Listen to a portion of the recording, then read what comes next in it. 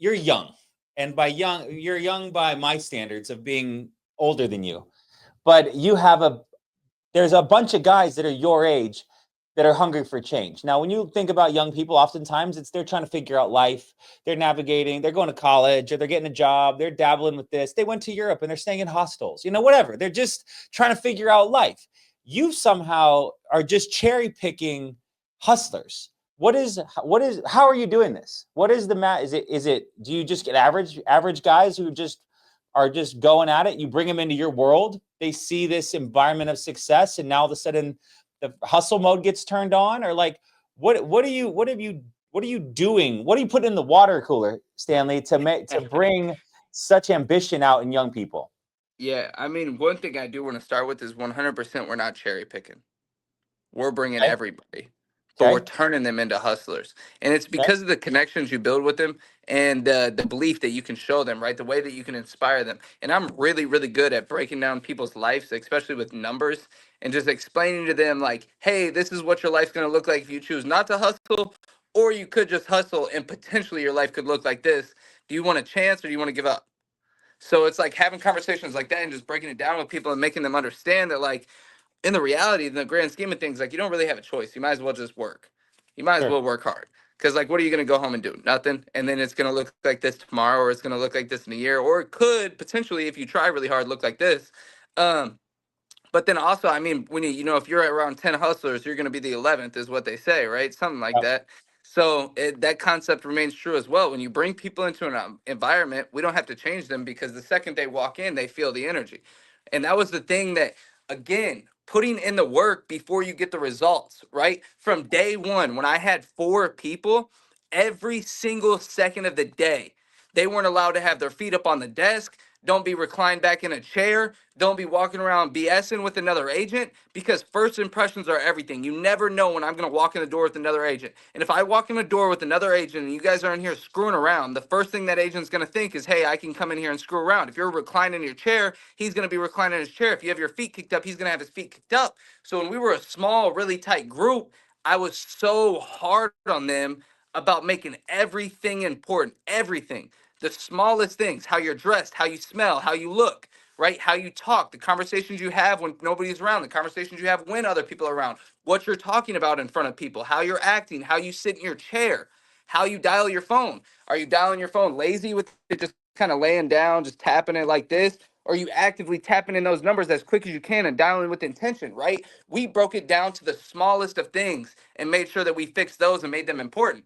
Because, like I said, those first impressions are so powerful. So now that we created that foundation, it's not great. There's still days and weeks sometimes where we slow down, or I have to check some people and we have to get back in line. But for the majority of it, that group and what they've developed as well outside of me has become so powerful that when people walk in, that's what they already expect. That's what they see. We don't have to change anything. Where did you learn that? Like, the act as if, or the hold your standards high. Is that coming from a business that you wanted to design? Is that from influences of other successful people you've run across in time? Because there's a lot of guys at your age who maybe they can recruit, but they don't have those sort of strong leadership principles to respect yourself, respect the office, respect the business that you're in. I mean, Grady, dude, I've my whole life, I just had these 2 words and they were called common sense. Like, Okay. let's use our brain. If I look at an office and I look at how things need to be ran, that's probably some of them. It's common sense that we shouldn't have our feet kicked up or climb back in a chair, right? Like, Sure. what are we doing? You came to me, you told me you wanted to be rich, you told me you wanted to build a business, you told me you wanted to change your life, and you're laying around all day. I don't care that you're Yeah. dialing. Look at how you're laying around. Look at your image. Look at your name. Have some respect for yourself. Things like that. Like, it just seemed like common sense to me. So maybe I learned it through my upbringing. I'm not quite sure, but it just seemed like the normal. Yeah. And it seems like how things should be done. And if I'm told, hey, 2 + 2 = 4, I'm just gonna say it equals 4. I'm not gonna try to argue with it or do it differently. That doesn't Sure. make sense.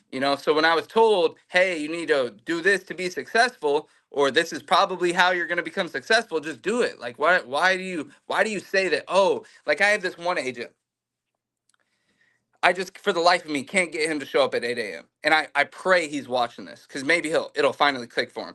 It just can't get him to show up at 8 a.m. Half the time I can't even get him to show up before noon, right? And he'd come in here and he'd work a BS schedule and he'd sell 20, 30 grand a month of insurance, which was more than some people, sure. But it was a lot less than the people doing really, really good. But he would tell me that, oh, look at the schedule I work and I'm putting up more numbers than these people. Clearly, I don't need to work full time, right?